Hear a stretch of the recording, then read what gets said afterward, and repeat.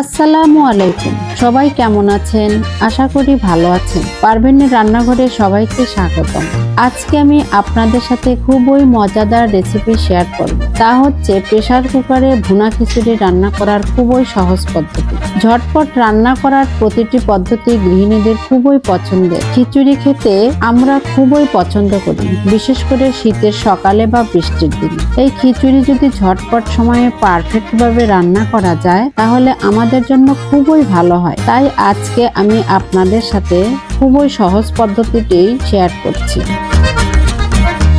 খিচুড়ি রান্নার জন্য আমি দু ধরনের ডাউল ব্যবহার করছি, 1 কাপ মাসকলাই ও হাফ কাপ মসুর। খিচুড়িতে মাসকলাইয়ের ডাল ব্যবহার করলে ঘ্রাণটা সুন্দর হয়, খেতেও সুস্বাদু হয়। তাই আমরা চেষ্টা করব খিচুড়িতে মাসকলাইয়ের ডাল ব্যবহার করতে। এবার ডাউল ভালোভাবে ভেজে নিয়ে কিছুক্ষণ ভিজিয়ে রাখবো।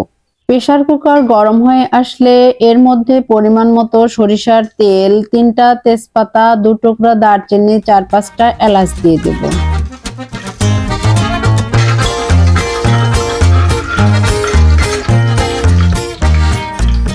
দিয়ে দিব 1 কাপ পরিমাণ পেঁয়াজ কুচি,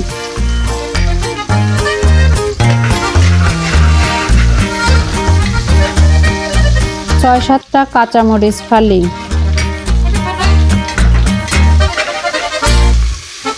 2 চামচ আদা রসুন বাটা, স্বাদ মতো লবণ, 1 চামচ হলুদ গুঁড়া, 1 চামচ ধনিয়া গুঁড়া, 1 চামচ জিরার গুঁড়া, হাফ চামচ গরম মশলার গুঁড়া দিয়ে ভালোভাবে কষিয়ে নেব।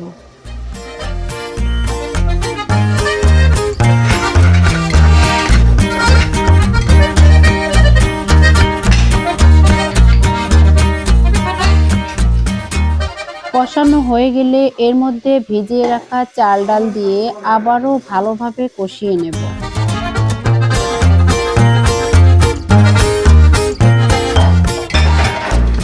4-5 মিনিটের মতো আমি এভাবে ভেজে নেব।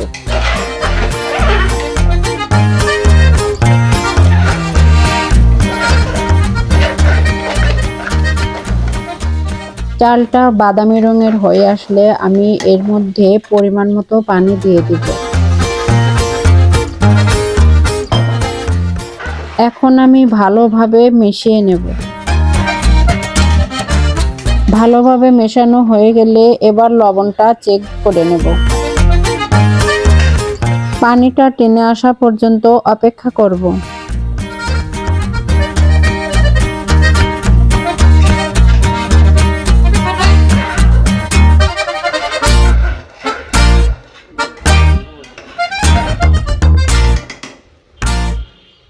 বাস পানিটা শুকিয়ে এসেছে। এখন আমি এর মধ্যে দিয়ে দেব ধনেপাতা।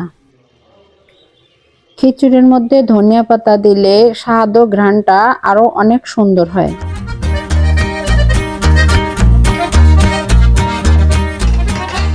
মাঝারি আঁচে 5 মিনিট একটা সিটি আসা পর্যন্ত রান্না করব।